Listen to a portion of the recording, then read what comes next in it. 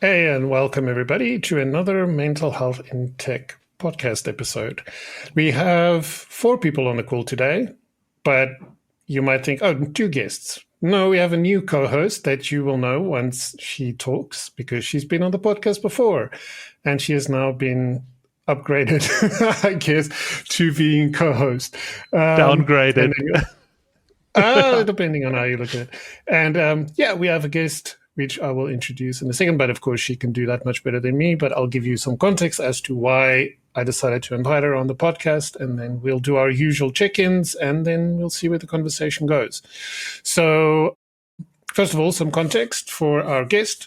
Salma, you might have seen her on the interwebs. She's involved with Molecraft, as far as I know. She's also on YouTube, writes a lot of stuff, has a great blog. But a while ago, I don't know how long ago it is now, it's a couple of months ago, she was on a video talk on YouTube with Kevin Powell, and they talked about a bunch of accessibility stuff. At that time, she had some struggles with can't use her hands because of carpal tunnel stuff. This is something that I almost hit at a point, but I was able to avoid it, luckily. But this is something that can affect any of us. And I think that opens up this interesting topic of oftentimes when we talk about accessibility in the tech world, you get these blank stares or people being like, we don't have any users that have disabilities. But the thing is, it's such a broad topic that oftentimes you don't think about it. And just in the last 6-7 months, I've known about at least 4 people in my small little world who's had things happen to them from bike accidents to things like carpal tunnel, where they suddenly became the person who needed the accessibility affordances. So there's some topics there that I think would be interesting to discuss. Then also 2 weeks, week or two ago, someone wrote a post and then made a video on YouTube to go along with the post. And it had quite a lot of reaction on social media, LinkedIn, Blue Sky, all over the show. Some interesting topics around, basically it was called Women Stay in Your Box, but it's also this idea of women forming specific groups for women and potentially some problems that's caused through that, but also then this just broader topic of women in tech still being, even the term women in tech being like a thing, that itself being problematic. And it kind of puts you here. It's the classic thing of where you're telling somebody, there's a problem, you go fix it. We don't want to be part of it. We don't want to get our hands dirty. It's like, you said there's a problem, so you go fix it. And I think this plays into the larger DEI things, DEIA. That is, especially in the US context, a bit of a interesting situation. Some companies have made their intentions clear and that it was always just theater for them. They were never really serious about any of this stuff. But yeah, there's a lot to talk there. I don't want to go into it too much. So that is why I thought someone would be a great guest. And then we can go on to the normal programming, which is our mental health check-in. And for me, I don't know, I'm doing okay, but it depends on which level you're looking at. Like at work, things are still a little, I think things are picking up. I think the world in general, maybe Europe specifically, like business is starting to get a little more okay-ish now that the Trump man has kind of now said 15% tariffs, and that's going to be what it is. Maybe businesses are now things are a bit more predictable, so companies are more interested in hiring agencies again and that type of stuff. It's not over by any stretch of the imagination. I still see a lot of folks like Andy Bell from Set Studio and people like that talking about struggling to find clients and price sensitivity and all this kind of stuff. So it's not over, but I feel like it's getting better. And yeah, I'm doing everything I can because I love where I'm working right now, which is, by the way, Factorial, a German agency, super cool, great people, do great work. So I think in that perspective it's good. But then, I don't know, I've been kind of fed up with this whole thing where it feels like the web is fragmenting by choice almost, because it feels like there's these platforms and they're all problematic, but from time to time, some become more problematic than others. And then people who are actually trying to be better and do good and all that kind of stuff kind of take their bags and leave. And the thing is, what's super disrupting is if you're a creator or if you're just a small creator, especially, it's very hard to build any kind of audience or have any kind of impact if every 6 months you need to move somewhere else. And the thing often is to avoid that problem, you should have everything on your own web presence, your own server, your own whatever. And that's fine. And I agree with that. And that is a good ideal, but that comes with money. And for a lot of people in the world, that is just too much for them to hand out. That's the one side of it. The other side is I wonder if every time there's a problematic thing about a platform, everybody that wants to make the world better leaves, will we eventually be pushed to the outside edges of the web and everyone else will take over everything else? And I don't know that that's a good thing. So I'm wondering if maybe sometimes we need to stand our ground a little bit more and push back. But then I sometimes think, is it actually completely pointless because these are just websites? Why are we so going up in arms about a URL that resolves to a web page in your browser? But that's a whole other thing. And then also AI is constantly on my mind, constantly going back and forth, finding a lot of utility in it. I use it more now than I did for a while, actually. But then I still have ethical concerns over it and blah, blah, blah. But we also live a life, so you kind of have to use it. And I don't know. In some ways, it's making me enjoy programming a lot more because I can make a lot of things without having to invest a whole bunch of time, which is interesting. So I'm going back and forth here and I'm rambling a little bit. But in general, doing well. But there's a lot of things on my mind. And the world's in a very strange place. I don't know what to think of all of this. But I will hand it over to Kate to give us her update on how she's doing. Thanks, Skulk. I must say my internet connection is unstable. I keep using you guys, but hopefully that's is cleared up now. Also, thanks for the promotion. So how am I doing? So when I was last here as a guest, I was unemployed. And if we're talking about the world of tech and UX and design, then I would say I'm still unemployed. And at this point, not sure I would call myself a person in tech. But I'm basically doing some work for my dad as a political risk analyst and consultant. And it's pretty interesting. It is also up my alley, but I'm not sure. I'm still at that sort of crossroads of what on earth I'm doing with my career and who is going to pay me to do what. But as I also always say, like everything is relative. So relatively speaking, today is an okay day. I feel quite motivated. When I say it's okay, it's because I feel motivated. It's not because I feel great about the world. I feel quite despondent about the world right now, and stuff. It's not a political show, but Israel-Gaza stuff very on my mind and upsetting right now, and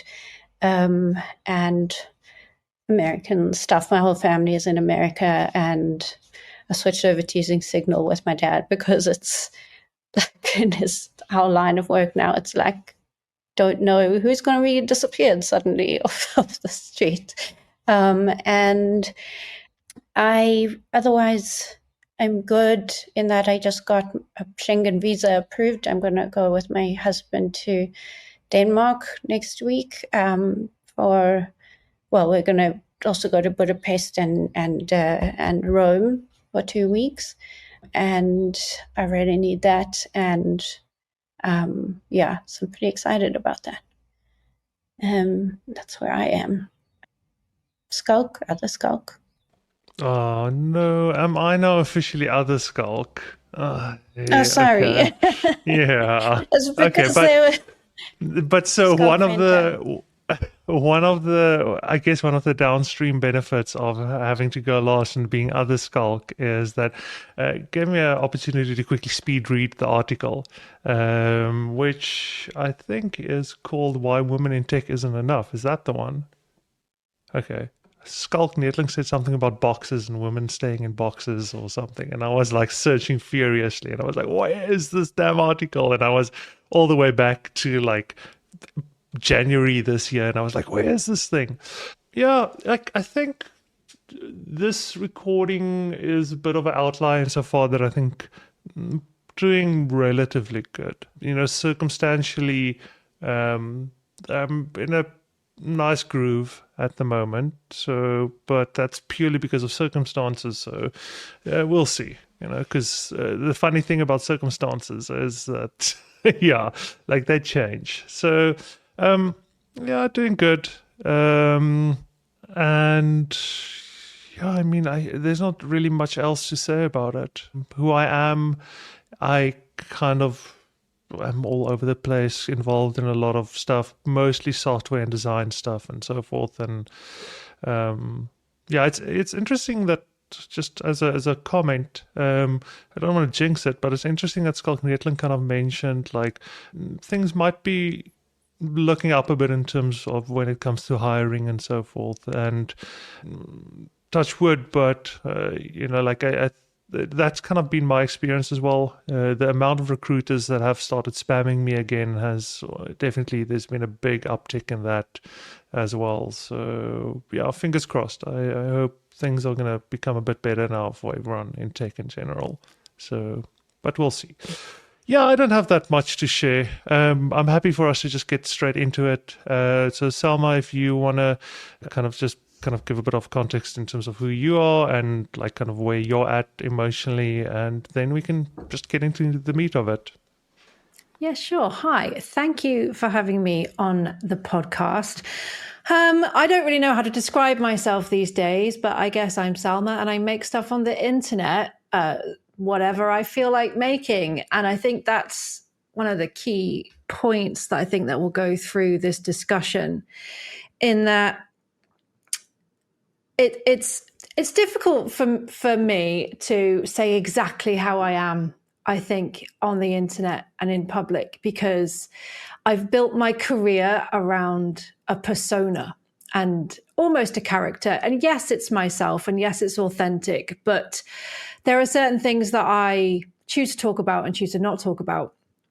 And I don't know what the rules are around it. I don't know what those rules are that I make for myself, but I try to always kind of put out a positive kind of attitude and atmosphere, regardless of what's going on.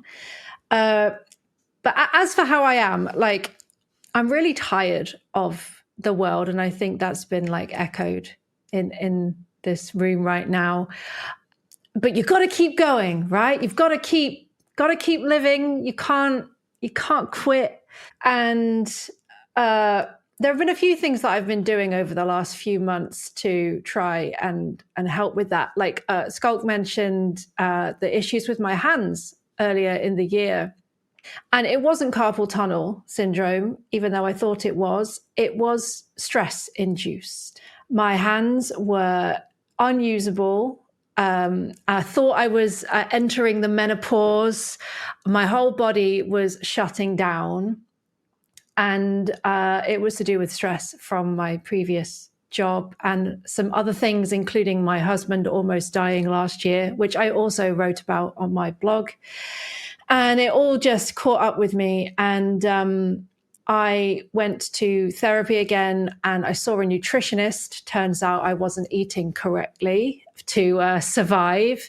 And I started doing yoga 3 or 4 times a week. And those things, whilst they don't make the world better, they make my world slightly more manageable. And so whenever I feel tired and overwhelmed and sick of it all, I just eat something healthy. I go to yoga, and that's how I cope. And it helps. And so I have these coping mechanisms that are also good for me, which is good. But you can't help those niggling feelings of is this all just going to collapse in the next few years? But you've got to carry on. You've got to stay strong, especially for your children. I have a 7-year-old. He's almost 8. And you can't just mope around your house thinking about how the world is awful and terrible when you have a 7-year-old. You have to be there for them, and you have to stand them up emotionally. You have to be there for whatever they need in front of your needs. And I think actually throughout the last few years, I've put my needs right at the back of the line. And I think going going to see a nutritionist and putting yoga on the top of my list, I think that's really helped to like take care of me so I can take care of other people better. So it's hard to answer that question, like how I am, because like I'm coping, but there's always those feelings of like, well, is it going to make any difference? And I used to want to change the world through tech. I used to think that I could, but slowly but surely I realized that I can't. And I just have to change the world around me for the better. And that's what I keep in my mind when the going gets tough. A lot of that resonated with me. I wanted to say the same. I wanted to say like I think that very, very much resonated with the both of us, because I think we also got into tech and specifically open source because of a lot of that stuff. And I think both myself and Skalk Neertling kind of grew up with the early days of the web and the early days of tech. You know, it was very different, and you didn't have these massive, you know, conglomerate like SaaS organizations that are just like selling thousands of subscriptions and just, you know, killing the planet and whatever. But yeah, like that really resonated with me. Sorry, I kind of interrupted you a bit there, Skalk, because like I was also just so eager to kind of respond to that. So I'll let you continue. No, yeah. Didn't really interrupt. I mean, I just wanted to say that I think that would have been a better answer for me to also. I think that's maybe what I was trying to get at when I was saying it depends on which area of my life. It is definitely coping. It is, if I had to choose one word, that would be the word. So Salma, I think you just like nailed it there with that one. The other thing that really resonated with me as well is the whole thing about kids and the world. I guess you still call them kids, but I mean, they're like 19, 22 and almost 27. So technically they're young adults. And it is really tough to pretend that everything is okay when they are in a position where they can call you on your bullshit, so to speak, because they see what you see. You know, it's not a position where you can keep stuff away from them. Like me and my wife often have that conversation about like, maybe you shouldn't say that in front of them, blah, blah, blah. And I'm like, I hear you, but at the same time, I feel like they've probably already seen it. And maybe me just talking about it and giving my perspective, my context is better than pretending that it doesn't exist. Like, I mean, you know, there's a lot of ugly things going on. And maybe if they just sit and stew about it by themselves, it's going to end potentially horribly. So maybe talking about it is better. But then at the same time, I don't want to be Mr. Gloom and Doom always and be like, yeah, the world's going to shit. Because I might have, I don't know, 30 years left, 40 years left. I don't know. Depends on how life and health and all that goes. But they potentially have much, much more than that. And so I don't want to paint a picture for them, which is like, well, yeah, you still got 80 years on this planet. Good luck. Hope there's still a planet 60 years from now.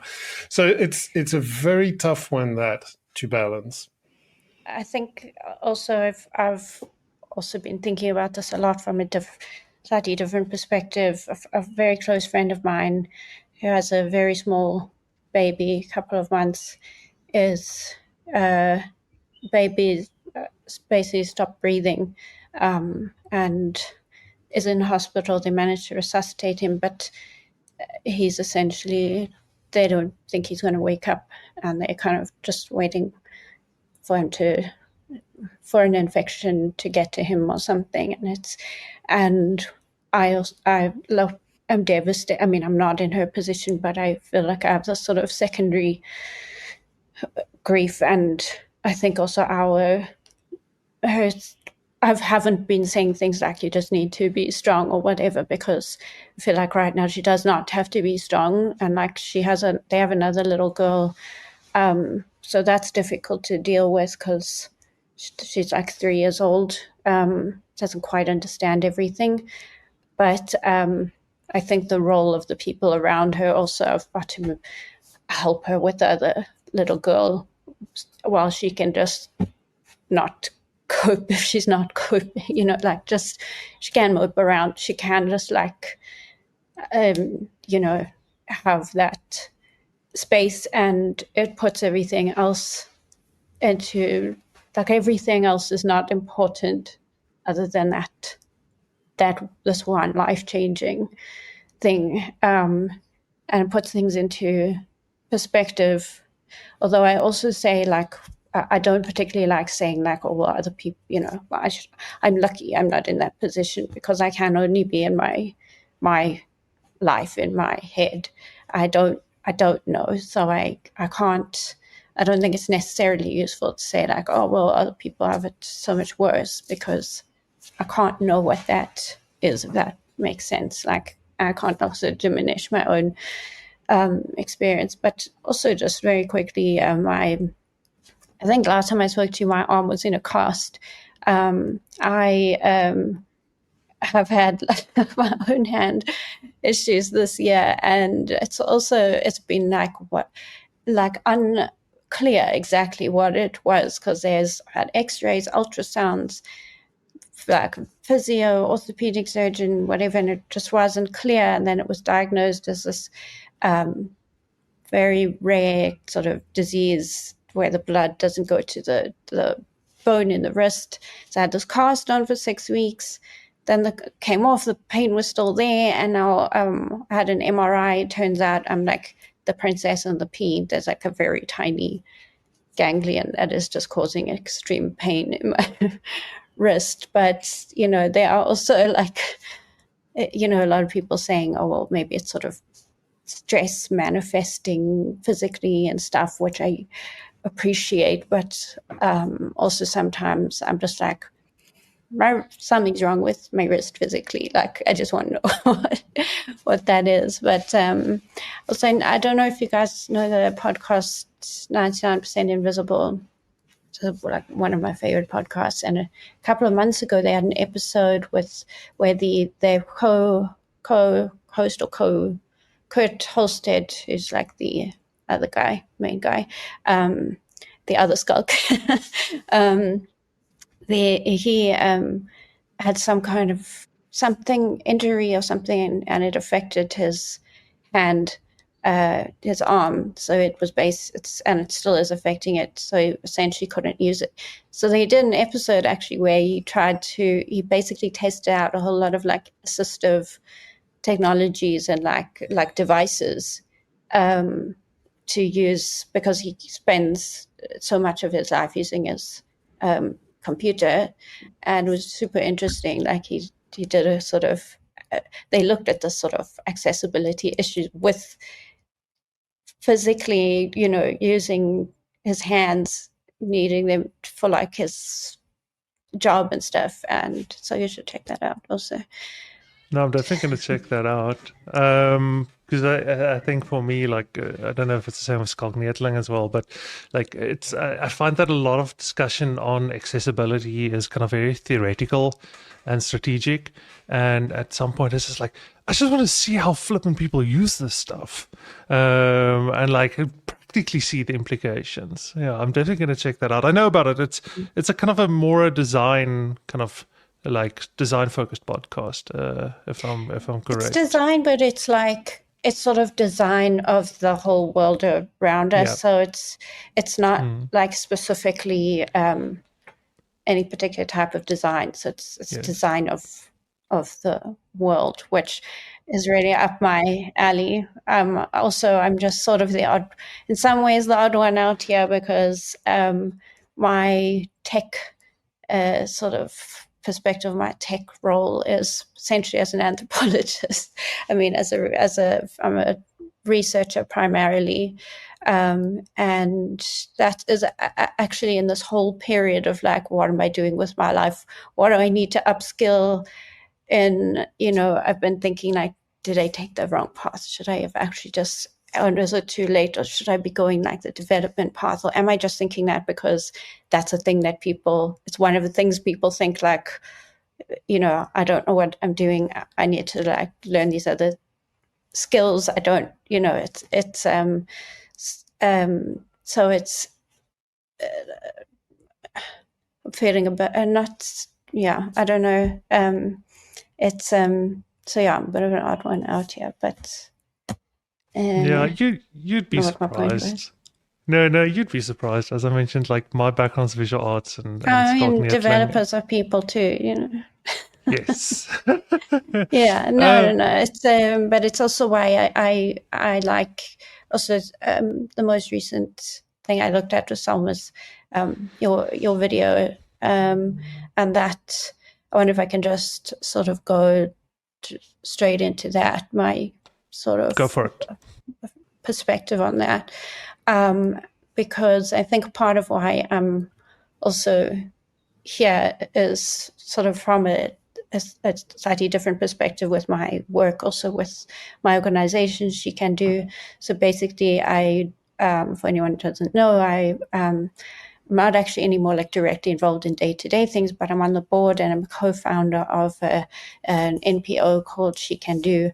And essentially what our aim is to kind of empower women in mostly the design industry to kind of either break into the industry or like level up their careers. It's had quite a long evolution, and the main thing we do is we have this sort of flagship training program where we train women who are trying to get into the industry but have no, is the whole, you know, you need experience to get a job, you need a job to get experience, and there's this big emphasis on portfolios. And so it's like a 6-month training program, and we work with other organizations, and they will have 6 months of building of designing a website from sort of going through all the stages. And it's been really successful, and people have actually gotten jobs out of that. But definitely, like, its origins are as sort of a space for women specifically. And we could also discuss, if we wanted, a term woman versus more inclusive terms, because that was also actually a deliberate, you know, we had that discussion of like, how much do we expand this? What does woman mean? But I don't want to go on too many tangents yet. But that is, it sort of evolved as a really good, you know, safe space, as they say, for women. But that's, but when I was on this show last, I was talking about some research that we did last year. We did a research report in which we looked at the state of women in UX and design. And Salma, your video, like, it just resonated. Like, there are a couple, like, some really important things that resonated with me. One of them was about how do we create more inclusive environments. So not just like, how do we sort of combat discrimination, or, you know, it is that. But what was interesting is that it's not, you speak about like these sort of groups that are created like in workplaces for sort of non-men, and specifically like that rated pretty low on the things that people felt was like effective at sort of dealing with experiences, because everybody had some experience with discrimination or some kind of gendered, or not just gendered, but experience of whether it was their gender or race or combination. Intersectionality is like a really big thing there, and the burden of representation, as one person called it, where you could be a woman and Black and queer, and then you've got to represent all of these things and explain it to people and sort of experience the microaggressions and the whatever, but also, you know, but also project what other people want you to project. And these sort of forced spaces were not what people found was effective. The most important thing was creating an environment of respect, which sounds a bit sort of lofty. I mean, not specific, but a lot of that also came down to leadership, whether the leader is a man or a woman or Black or white, like what environment is created. And that was sort of the top thing is like where you have a space where you can be who you are and say who you are and whatever, not be kind of, another thing that was low down is like, workshops that like, there may be something useful about, like education is very important. And I'm not disparaging like workshops about harassment and all of that. People need to understand it, but that seems to have not much effect like on the state of women's experiences. And in my experience as well, those groups are not inclusive. And yes. Like you say, people, and it puts people in boxes. And I mean, I spoke in the blog post about an experience I had at a company that was putting on an event for women, non-binary, and trans men, which does sound a bit weird to put all of those people in a room and say, you are all the same and you have all those experiences. It was slightly absurd. But the thing that really hit home about that is that, I mean, we didn't get to talk about our experiences correctly. Like as we weren't talking about our experiences in tech. We were talking about how many children we had. And that was a weird direction for the whole conversation to go in again. And the thing that really struck me then in that event was that there were members of the audience who were trying to segregate us further. And I really wish I could forget this experience, but basically one of the members of the audience said, are we going to talk about how all of the panel are white? And I'm not white. I'm mixed race. I'm Indian and English. And so I thought, well, let me tell the truth. I'll be myself and I will explain this. What you see is not what you think I am.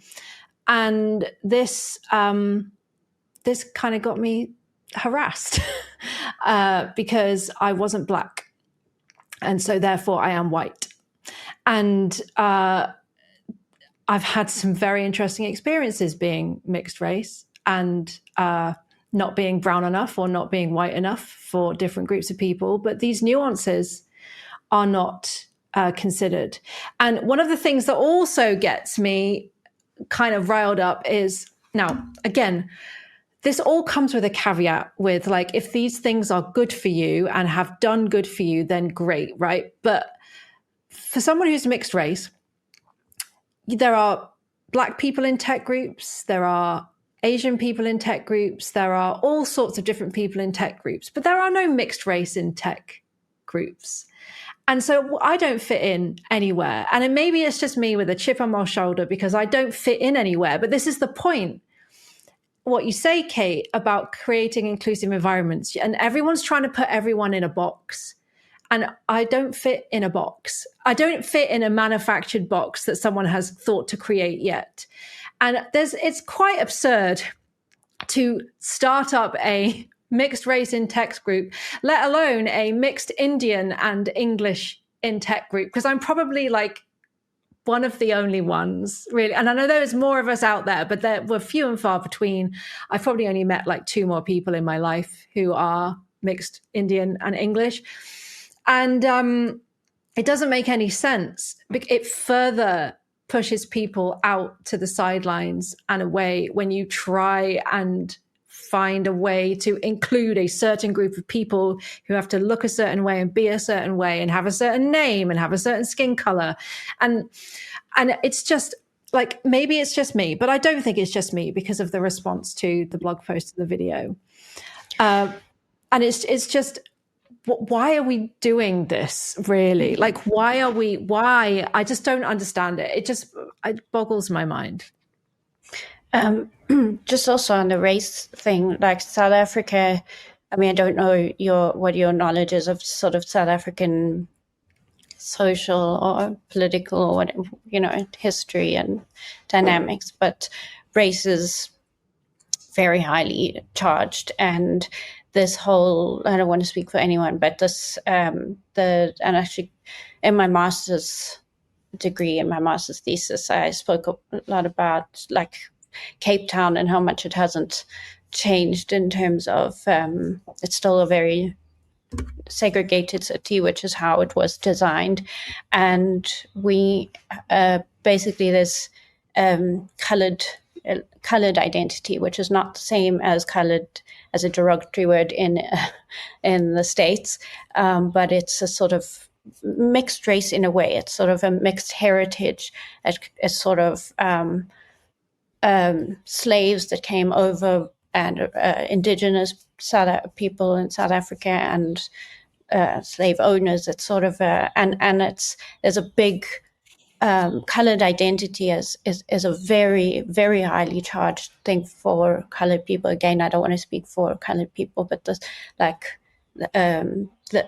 as a phenomenon, it's sort of not white enough, not black enough. And in South Africa, we still largely we use the sort of classifications that the apartheid government assigned of, literally the checkboxes. It's colored, black, Indian, white, and so on. And I'm certainly not, I really am in favor of sort of policies to address those sort of inequality. I don't think that companies will change if they're not forced to, but it does create this, it does force you to kind of put yourself in a box, and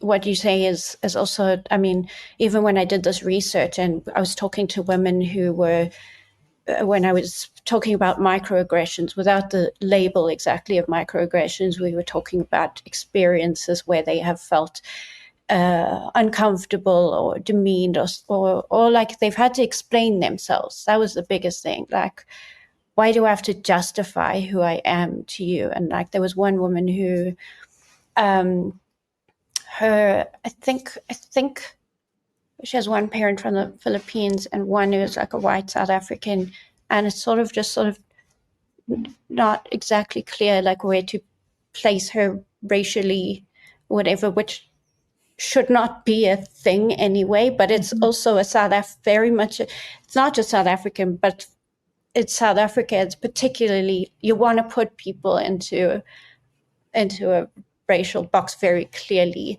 And she was talking about how like exhausting it is, like when people just ask her, not just to explain something about her, but like, where are you from? It's like a trope. It's like, oh, but where are you from originally or whatever? Because she's not like, people want to get to the things that it's not any of their business also. And she feels she has to justify herself all the time. I have experienced on many occasions brown people saying to me, why is your name Salma? As in, like, well, number one, my parents gave me that name, but like, why should I have to tell you what I'm made up of to justify my name? I get it a lot. I get it on when I stream on Twitch. I get people come in and they ask me that because they are expecting someone else when they see the name Salma because it's an Arabic name. And they're not questioning Salma Hayek. That's all I'm saying.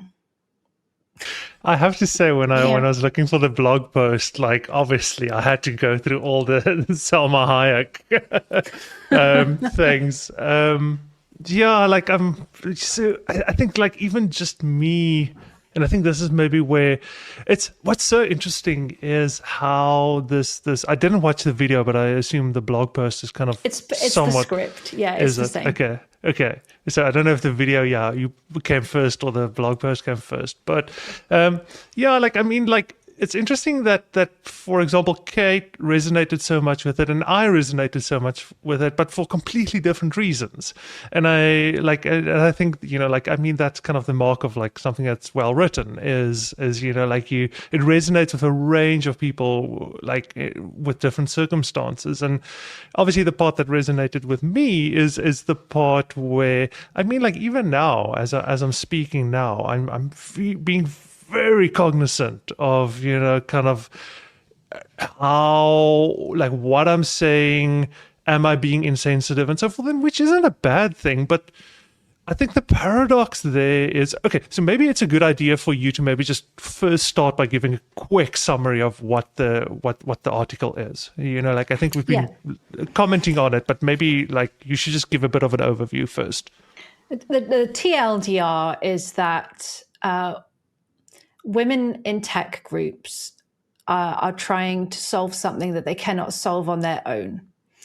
And really, it's the responsibility of society and the world around us to work together to fix those problems. And these kind of groups, they exclude the people who actually have, by default, usually the power to make those organizational changes, i.e. the white man, the men in power. And it's the men that have the power to change it. And I was about to say it's the men who have the responsibility to change it. I mean, yes, they do, but it's the bottom line is they have the power. They have the power to make organizational changes, to listen to people, to work together with everyone in these groups to change. And this sounds a little bit grandiose, but to change the world, right? We just have these white dudes at the top in power doing whatever the hell they want, spending money on stupid stuff, doing absolutely ridiculous things when they could be fixing the world, but they don't. And it is the men, right? It's the men. All these people that you see in the news, all these people that are in the headlines, these big CEOs have no idea about anything, honestly. Like, they have no idea about the world and what people are going through. And if they just opened their eyes and listened, they could change so much. And I know there are people out there, there are people out there in that situation, in that position, who are changing things. But you don't get articles written about them. You don't, because it's not news, it's not fun, it's not share worthy, it's not drama, it's not rage bait. And the whole world is based around drama and rage and conflict, because it makes money, it gets eyeballs on stuff, it drives clicks, it gets those ads viewed, it gets people spending money because they're so desperate for some kind of dopamine in their life. I didn't mean to get this impassioned. However, that is the bottom line. Us women in our boxes, in our rooms to the side, cannot change anything. We can look after ourselves, right? We can look after ourselves and each other, but it's not going to change the situation for our children and for our children's children. It's just perpetuating the same cycles over and over again. And what's the point is the bottom line. If I can just comment without trying to sound defensive, because obviously I also represent an organization that is specifically designed to empower women specifically.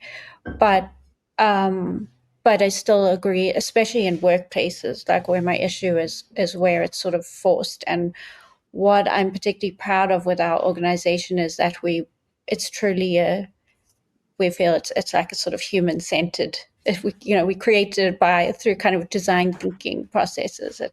It's everything we've done is sort of based on feedback and assessing what's working, what's not working. And through our evolution, I think we've sort of landed at this place where it's not just a space to kind of just talk about these things or like talk about change or whatever. It's a space that is designed for women where there are not necessarily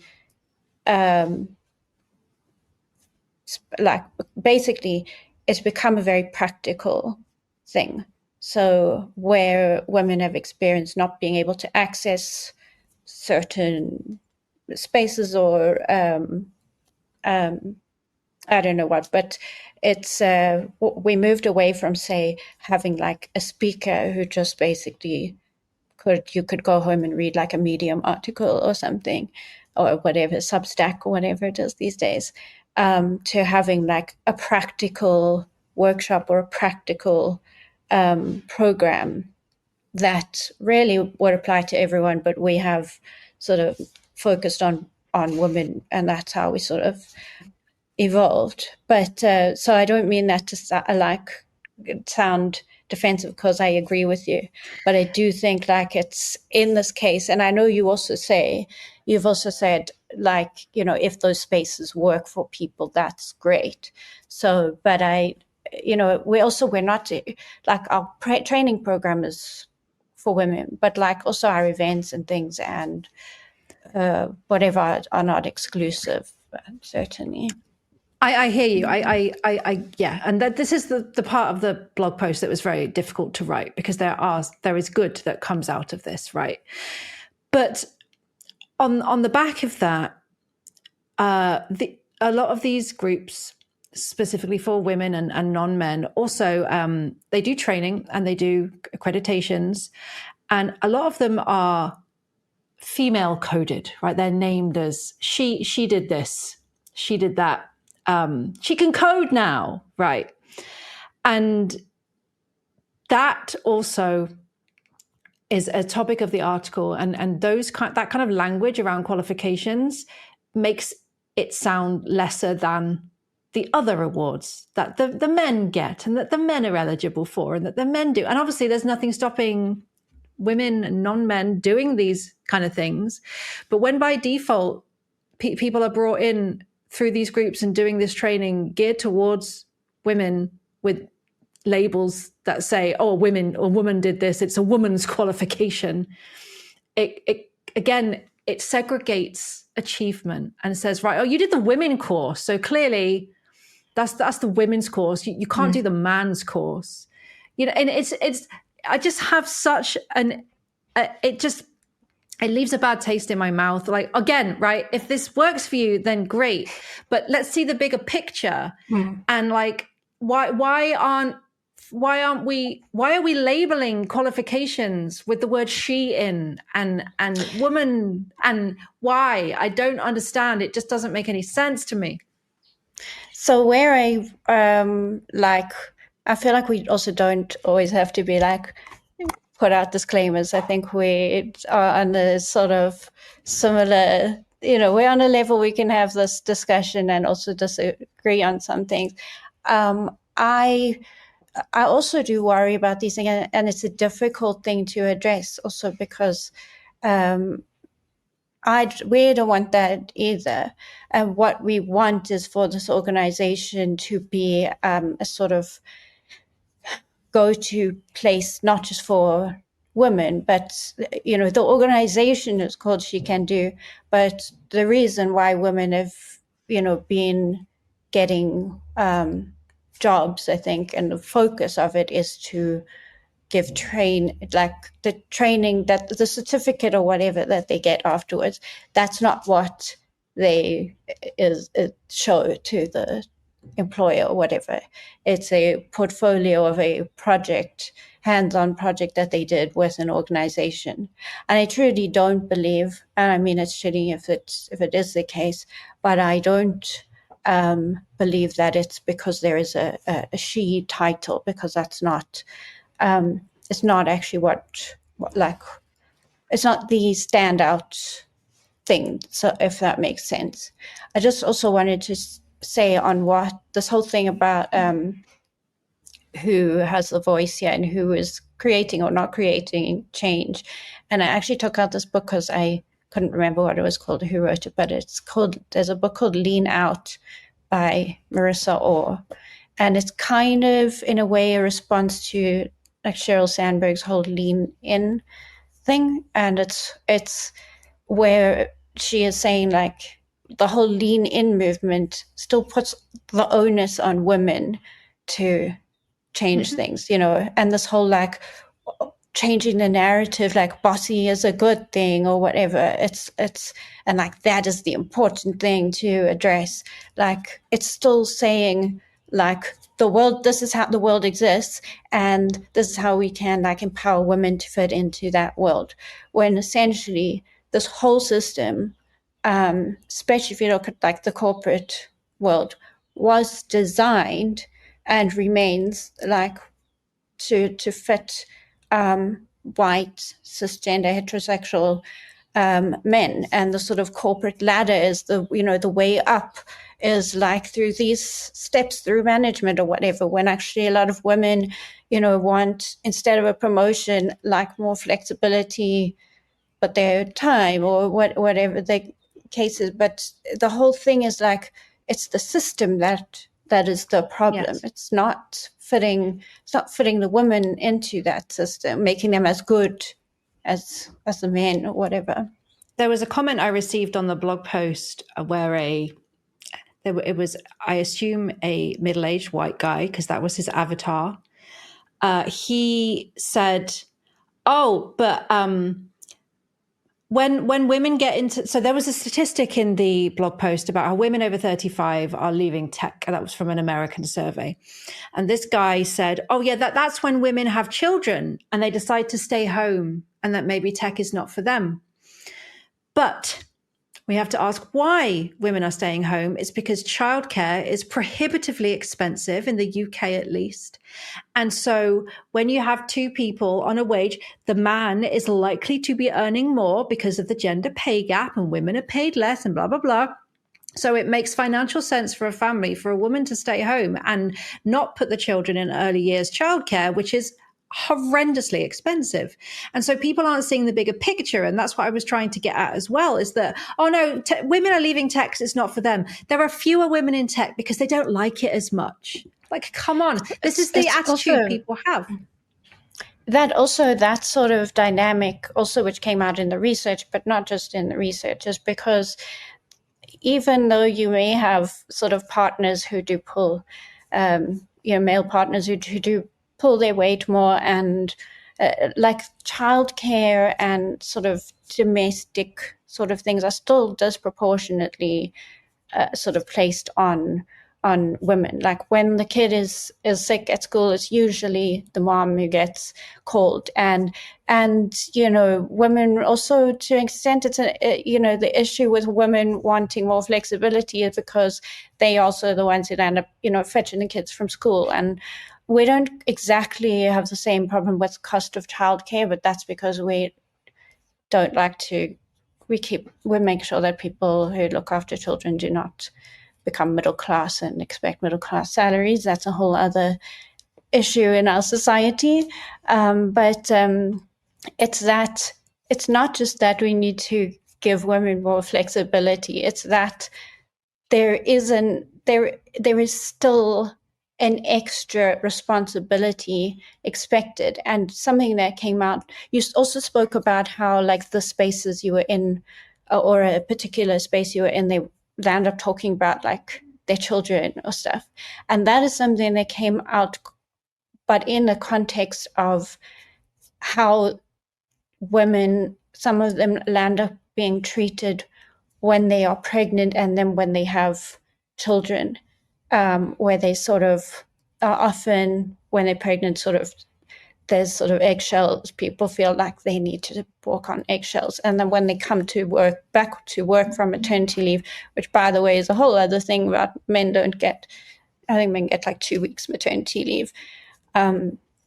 So like that whole system, they have to sort of earn the respect back and they come back. And also women are expected to have this nurturing kind of, people spoke about being like the mom of the team or whatever, which is exclusionary in itself, because it means also not just if you are not that sort of nurturing, in inverted commas, kind of personality or whatever, but if you are also a man and displaying those sorts of characteristics, there's also like they also don't get treated the same way. You're also not fitting into like the role that you've been assigned.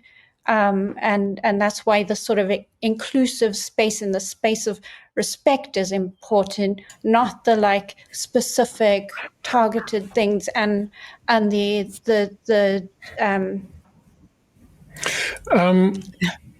that is super interesting, but it shows to me how systemic this is, because if I speak from my experience at Factorial where I am, because the people there have a very different opinion about what life is and what the world is and how it should be. I have seen a lot of things that you've mentioned now, and I know that people think these kinds of things. And often I have that in the back of my mind until you see it modeled by other people and it becomes normal. Then you kind of think, oh, I guess they don't think that in the back of the mind like I do. For example, the whole thing when the kid is sick, the mom generally goes and gets them. When something needs to happen around the house and you, for example, would say, hey, I need to leave earlier because I need to make dinner for the family tonight. Then you think in the back of your mind, people might be thinking, why isn't your wife doing that? Why can't you be in the meeting? That kind of thing. But that is normal where I work. Like it's very normal for even one of the founders of the company to say, hey, my kid got hurt at school. I'm going to be out for the rest of the afternoon. Or somebody else might say, hey, the kid is sick at home, so I'm going to be not as available as normal. I'll try and check every now and again, but I need to take care. And oftentimes these are male figures in the company. And because it's being modeled like that, it's not weird for another male person to say the same thing. But if you're not in that kind of situation, then the whole ballgame changes, because now you start thinking and you're making up your own little assumptions about what other people are expecting and what the expectation is. So it's changing, like what Salma said, it's changing the bigger system to think about these things differently. It also is just that is indicative of like this idea that it is the workplace. You know, it's the leadership. Also, it's the environment that's created. It's not necessarily like checking these boxes, but I think it's also that training and stuff, the harassment workshops and whatever. I think there needs to be specific training for managers and leaders to like understand. Something I haven't mentioned, which also came up, which affects me personally, is like a neurodivergence in the workplace. Like the workplace 9-to-5 thing is just not designed. It's just not designed for that. And that kind of thing is just not taken seriously. And gender plays a role in that also, because there are, it's more okay for men to sort of, say sort of be kind of loud and inappropriate in a way that I can sometimes be, but like kind of messy and whatever. But damn it, I keep missing this thing that I keep meaning to say, and then I say something else. We can keep that for the big ending. But that's the other thing as well. I remembered it. I'm going to lose it. I'm going to lose it. I'm going to lose it. I'm going to say something that is it's going to sound slightly contradictory to what I've been saying this whole time, which is that in my last full-time job, I was in a team with just women, and it's how it's evolved. And they almost all of them are mothers of small children. And I realized the value actually of working with a group of moms, because they had their priorities straight and they had hard boundaries, and it was 5 p.m. computers off because there's dinner time and there's bath time and homework time. And there's that whole issue of why is it all up to women, whatever. But it did actually create an environment where it was also okay in a way that it's never been an environment for me before, to be I'm having a bad day, I'm having a personal thing or whatever, I have to go do this thing now, and it's fine, because they experience that all the time. And it was a really good, compassionate environment, but where there were also strong boundaries, because they've had to have their own boundaries. And it sounds kind of contradictory to what I was saying before, but I loved being in a team of moms, basically. Yeah. No, I can imagine. And I think the thing is as well is, so especially what you said about, kind of the corporate world was designed by white men for white men, but I think it's also like one thing we should keep in mind, it was also designed by a specific type of white man for that specific type of white man.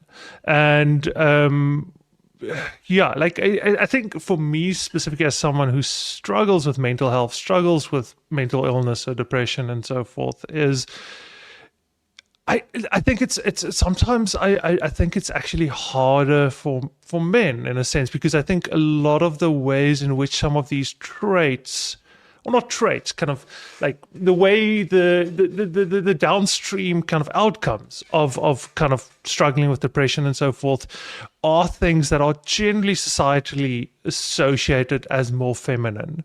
So having a certain like emotional sensitivity, like crying easily, those type of things, where obviously, like it's not great that we're like, hey, like there's this whole history of like, hysteria and like the problematic history of kind of like women hysteria and whatever. But like the flip side of that as well is that it's kind of frowned upon if a man, like kind of exhibits some of those traits. And I've definitely found some of this in my support groups as well. But so I think to Salma's point, I think the part that I resonated with there as well is like, I think just irrelevant of like principles and whatever, I think one of the negative side effects of like kind of trying to just have almost, I want to say, lived experience be a qualifier for whether you can play a role in improving the situation, is that the only people that really is going to honor that are the people that kind of care about it, like the people that don't give a shit, like they're not going to care about the fact that, no, this space is for women or whatever. They're just going to be like, I'm going to give my opinion and I'm going to give my input because I'm right. And so by definition, it's kind of like a bit of a like Dead Sea effect, where now you just have like all these white men that don't give a shit, because the ones that actually do care and want to improve things are kind of being very hard on themselves and kind of keeping themselves deliberately in the background because they don't want to impose and kind of they understand that it's not their place and so forth. So the people that think it's their place are the people that don't give a shit, and so that's the tricky thing as well, just from a practical sense. And I mean, like even now, as I'm saying these things, I'm being very cognizant of kind of like how I'm portraying myself, and like, am I coming across as like overly privileged or unsensitive and so forth. And yeah, like I mean that's sometimes hard for someone that want to make things better. Yeah. And I think that is what holds people back, right? Because I think there's been a common theme on it in this discussion, is that you cannot know someone else's lived experience if you have not lived that truly. And so a lot of people are hesitant to speak for other people or make decisions for other people based on this. And that there's a hesitancy there because of mistakes that have been made in the past, societally and organizationally. And this is why the bottom line is you have to work together. Like you can't go off and like make a decision about this thing that will affect all these people. You have to have a discussion. You just have to be in the same room, be at the same table and come to an agreement. And that's I think I don't have the answer, and I don't think anyone has the answer. And I'm hoping that by the time my child is grown up, maybe there will be some kind of progress towards it, and maybe he could help progress towards a better kind of way of being. But I don't know, like it's funny because this article was in my head for over 5 years, because it's so nuanced to talk about, and there's so many factors you have to take into account. There is no one right answer, and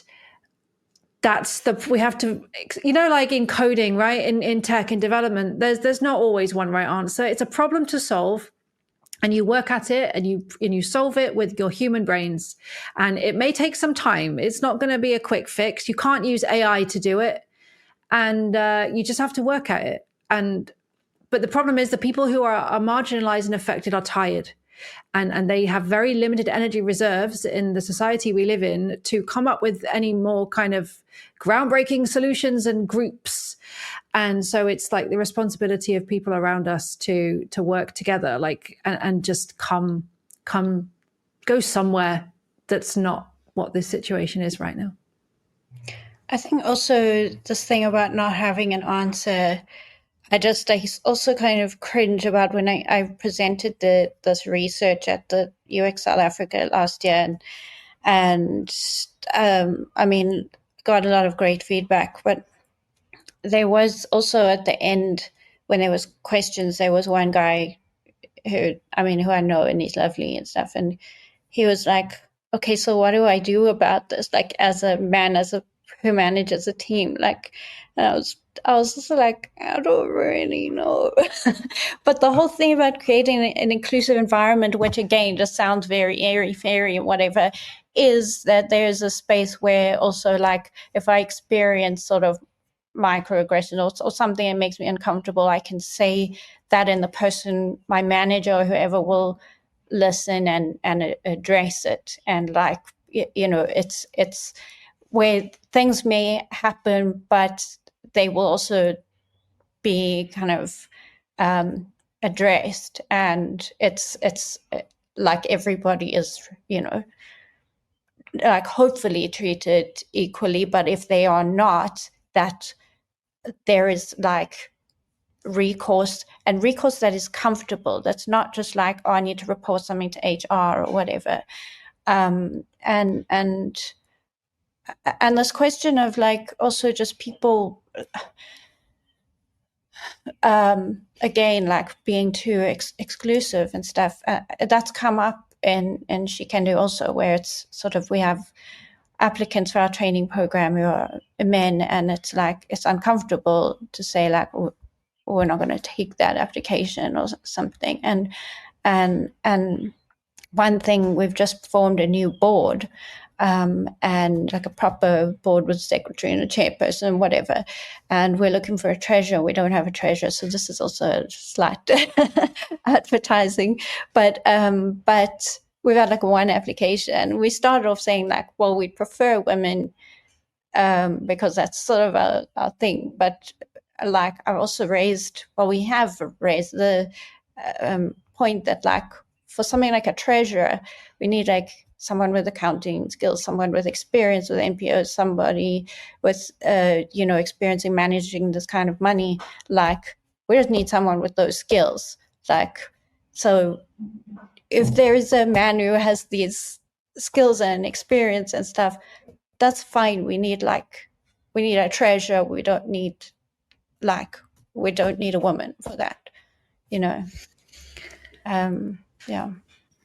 I think one thing to also note to that is like, I think there's also like something to be cognizant of here, and that is that there is also like as a NPO, or like I've been in the NPO world even before getting into the tech world, even before I started writing code. And, so I've worked with a lot of organizations in civil society. I've worked with a lot of organizations that tend to, do what you would call more charitable work and so forth.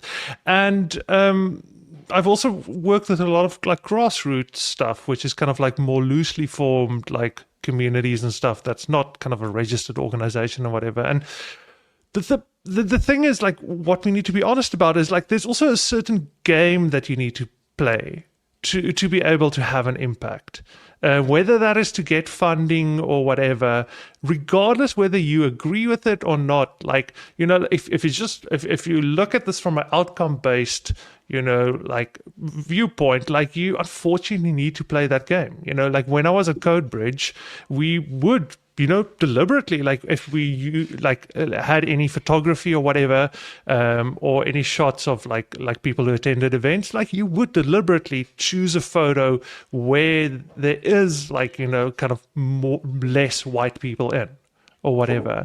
And that's not because you have any specific like personal, I think it's actually irrelevant what you personally feel, but you are unfortunately more likely to get funding and whatever. And I'm pretty sure, regardless of like any personal things we like might feel about kind of like, like the name She Can Do or whatever, like I'm pretty sure you guys are able to have a bigger impact, do better work, have more resources, because you can get more buy-in.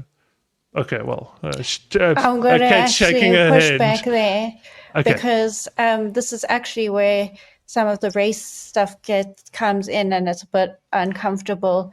And I don't know exactly how much this has an effect, but like with sort of BE, which the Black Economic Empowerment, and sort of those policies.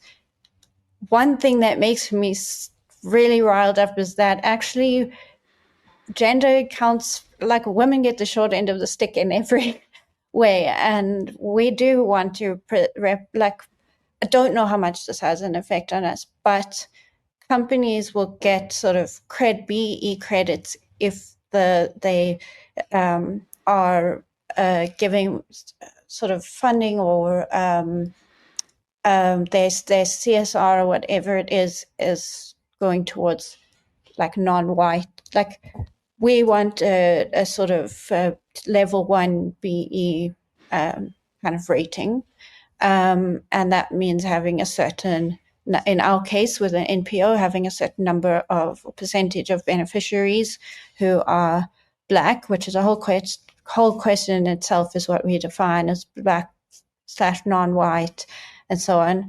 And the fact that we are like 100% women means nothing, but and it's very difficult for us to get funding. It's not that part of it that helps. It's this is a much bigger discussion, and I don't know also what I'm sounding like, but it also, some of that goes back to sort of the boxes we tick in terms of race. Like if you were part of the organization and we had to put a statistic on how many non-white beneficiaries we have, or how representative the board is, we're like, I don't know. You're not in the white category, but like, do you count for? And we specifically made ourselves a PBO, which is a public benefit organization, which means that companies or individuals who donate to us can claim back from tax, because that was one of the things that like we felt was a barrier to getting funding. But there are potential other barriers here, and being a women-owned or women-run, whatever thing, does not actually like. And I think when we look at like leadership and transformation in inverted commas and so on, there is in fact greater transformation in terms of race. Not enough, but this is also speaking in terms of leadership, not just general makeup of like employee base. Like women sort of tend to stay behind. And I know I'm saying women as women, like that's not a very inclusive term, but it's in terms of how we tend in society and in business to sort of categorize things, in terms of gender.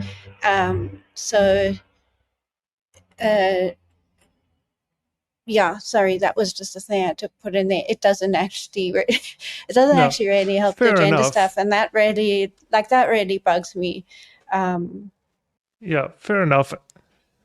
But I think the point being that, so this kind of leaves you at a crossroad. Like, so now, if you know that you can make a better impact, more of an impact, do good work by playing the game in terms of kind of leaning now into that part, maybe looking at getting someone, a non-white person to have a more prominent role in the organization. Like, this is where it gets tricky. Like, now you're like like, do I do that? Because obviously I believe in the work my organization does. I do think that like my organization does good work, and like if I can kind of play that game, that corporate game or whatever, to have a bigger impact, like, yeah, like that's where it gets tricky. And like I struggle with a lot of the same stuff with FADESA and so forth as well.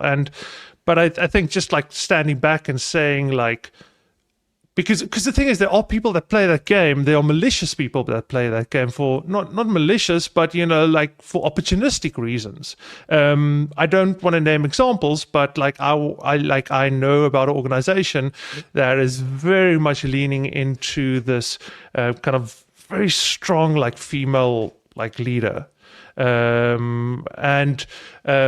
but if you look at the outcomes, like the outcomes are horrible, and I actually think like that. So it's an organization that does. I don't want to disclose too much, but effectively, like I think like if you were to choose an organization in that field like this, you would be way better off with any of the other ones.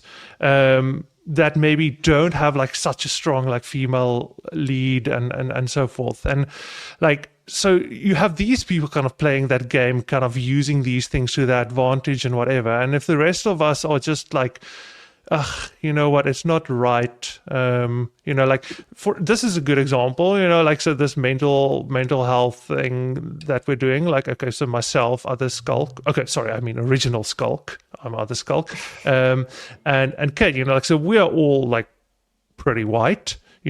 So now do we go like, yeah, we should probably get a more diverse group, or just leave it, like that's a piece of actual good and a piece of value out there that can be put out in the world.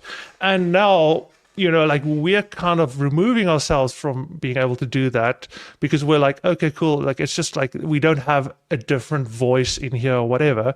But the problem is like, then like all the other white people are just still going to do podcasts about business and becoming your own boss and like making $1 million rands and like whatever. So it's tricky because everyone is playing this game. And yeah, like, I don't know, like this, maybe I'm just speaking a bit too much about like kind of my own things that's I'm going through in terms of like running FADESA and so forth. But yeah, I mean, I think, yeah, sorry. And I want to actually pose this to Salma, and I want to kind of like ask you, like, do you think it's worth making a distinction in terms of kind of like the spaces themselves, like as a means to an end?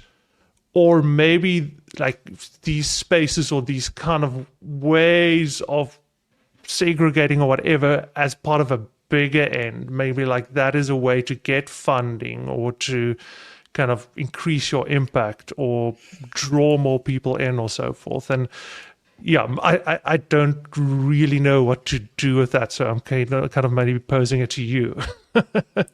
So funding and all the politics around that kind of thing and the game playing, it was completely not on my radar when I was writing this. It's a whole other thing that if I were to have opinions on, I would need to research and have more experience of. I've never tried to get funding. I've never been privy to any of the funding discussions for any of these groups.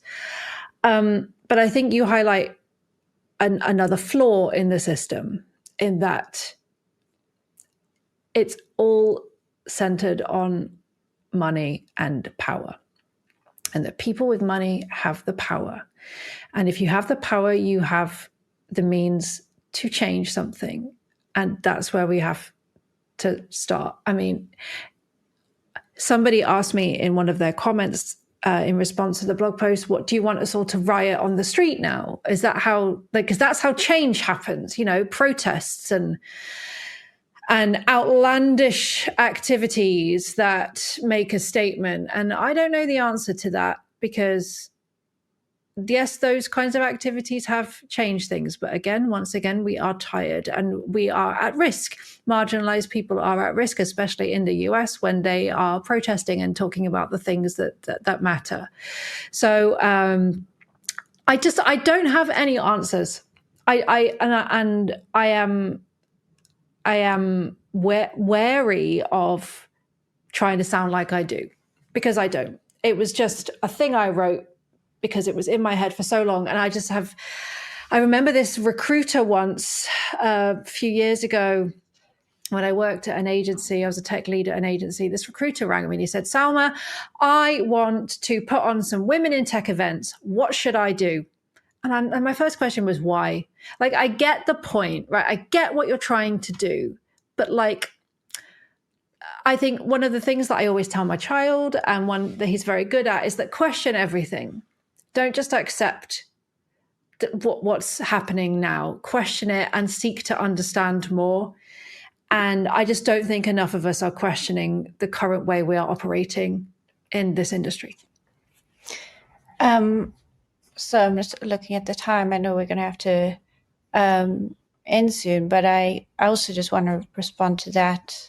A couple of things there. So firstly, with the being exhausted, like there's also a complicated thing there, because it shouldn't be up to the person, like the woman or the Black person or the queer person or whatever it is, to explain things to somebody who doesn't get it. But like there are, but then there's, like, I feel like you can do your own research and like understand this stuff, but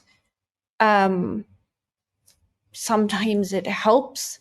And you can't, like, if the burden shouldn't be on people to explain, like, discrimination or explain experiences, whatever, and they shouldn't have to talk about like their experiences, because it's and why it's, so things are wrong and whatever. But it's such a difficult thing because I don't have all the sort of extra intersectionality, like the race and things like that, but sometimes I want to explain things about why this is important as a woman or as a neurodivergent person, while also thinking like, I shouldn't have to do this, and it's tiring and it's not worth my time, but is it worth my time, and that thing also just about that you mentioned about Selma, that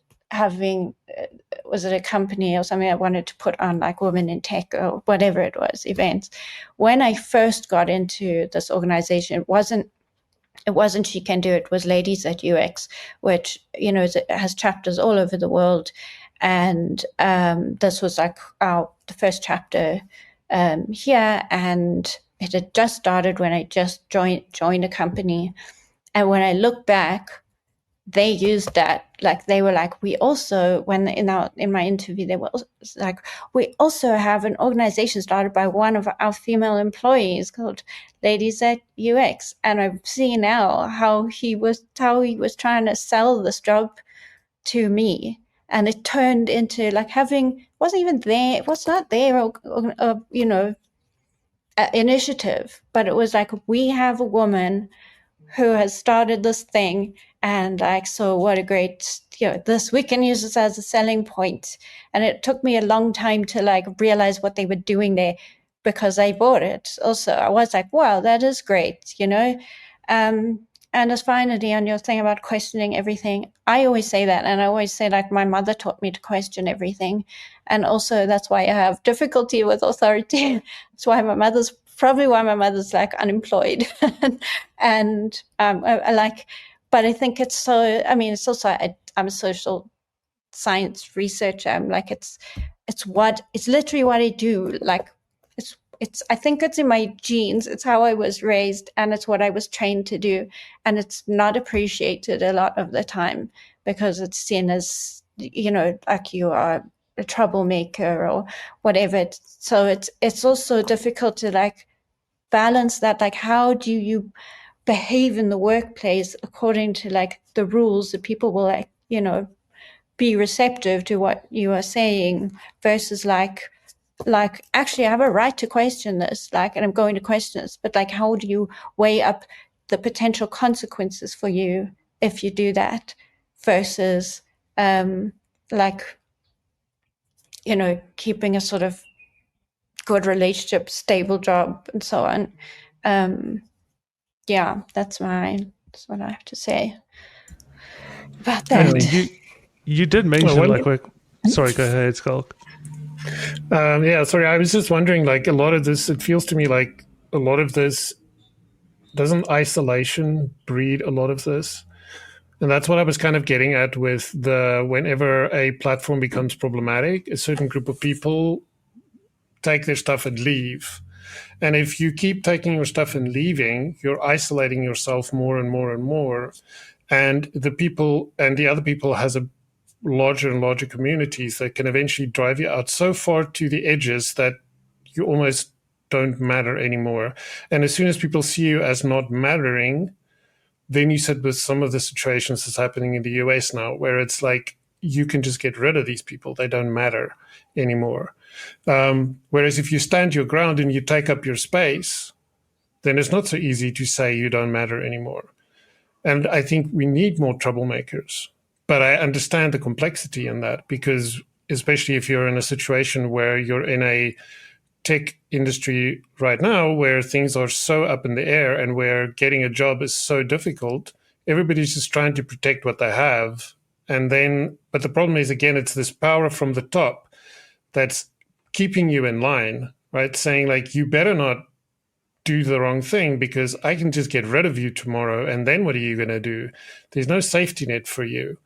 So I don't know, but I think like maybe isolation plays a lot of roles here, where we're isolating each other and therefore we don't see other people's lives. People rather want to just be like, no, I don't want to know about that. If I don't know, then I don't have to care. I remember hearing this woman who spoke about a television station in Israel, and they were talking about what was going on over there.